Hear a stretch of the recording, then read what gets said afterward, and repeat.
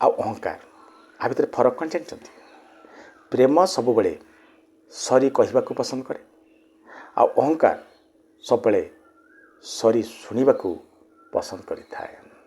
ଆପଣ ଜୀବନର ଏପରି ସ୍ତରକୁ ଉଠନ୍ତୁ ଯେ ଲୋକମାନେ ଆପଣଙ୍କୁ ବ୍ଲକ୍ ନ କରି ସର୍ଚ୍ଚ କରିବା ଆରମ୍ଭ କରିଦିଅନ୍ତୁ। ଯେତେ ଆପଣ ଖୁସିରେ ରହିବାକୁ ଚେଷ୍ଟା କଲା ମଧ୍ୟ ଯଦି ଆପଣଙ୍କର ସେ ସମୟରେ ଆପଣ ହରାଇଥିବା କୌଣସି ବନ୍ଧୁତ୍ୱର କଥା ମନେ ପଡ଼ିଯାଏ ତାହେଲେ ଆପଣ ନିଶ୍ଚିତ ଦୁଃଖିତ ହେବେ। ଯିଏ କହେ ତୋତେ ମୁଁ କେବେ କାନ୍ଦିବାକୁ ଦେବିନି, ପ୍ରକୃତ ସତ କଥା କ'ଣ ଜାଣିଛନ୍ତି? ସେ ବ୍ୟକ୍ତି ହିଁ ଆପଣଙ୍କୁ ବହୁତ କନ୍ଦେଇଥାଏ।